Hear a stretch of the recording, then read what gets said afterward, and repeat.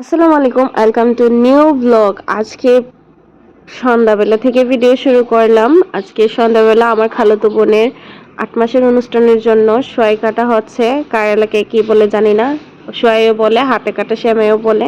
তো এখানে সোয়াই কাটতেছিল আমার আম্মু, তারপর আমি, আমার ভাইবো আরো অনেকেই। তারপর বাচ্চাদেরকে নাস্তা করা দিয়েছিল, নাস্তা করার জন্য ওরা নাস্তা খাচ্ছিল আর আমরা এদিকে সোয়াই কাটতেছিলাম। আসলে আম্মুর মতো কেউই এখানে সোয়াই কাটতে পারে না। আম্মু অনেক স্পিডে কাটতে পারে, আমরা এত স্পিডে হাতে কাটতে পারি না সোয়াই। তো আর অন্যদিকে কালকে খদর দেওয়া হবে। খদরের জন্য ৮ মাসের অনুষ্ঠানের সময় খদর দেওয়া হয় প্রেগনেন্ট মহিলাদেরকে। তো তার জন্য এখানে ফুল কাটা হচ্ছে খদরের জন্যে। তো এখানে দুইজন মিলে ফুল কেটে নিচ্ছে আর অন্যদিকে দুধ জাল করা শেষ দই পাতার জন্য। আর এদিকে কাটা হচ্ছে বেগুনের ফুল।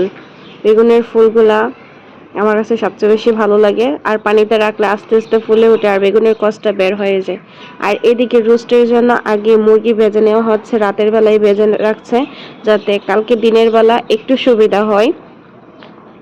এই তো আমার খালাতো বোন এখানে মুরগিগুলা ভালো করে সুন্দর করে ভেজে নিচ্ছে। আমার কাছে আবার এত কড়া ভাজা ভালো লাগে না। ও বলতেছিল কড়া ভাজাটা নাকি খাইতে অনেক বেশি মজা।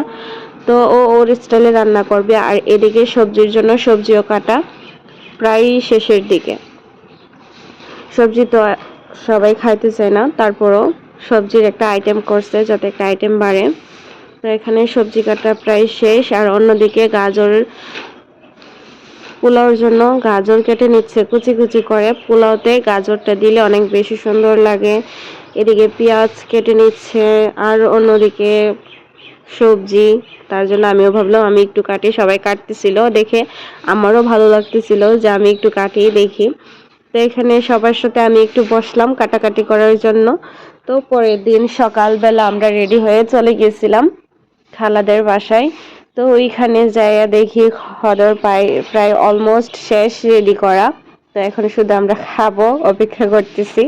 আর অন্যদিকে রান্নার জন্য বটা, তারপর গরুর মাংস, তারপর সোয়াই, এই যে হাতে কাটে সেমাইটা, ওইটাও রেডি করা হয়ে গেছে প্রায়। তো এইদিকে খদর আমরা খেয়ে নিচ্ছি। আচ্ছা, এই পর্যন্ত। সবাই ভালো থাকবেন। আল্লাহ হাফেজ।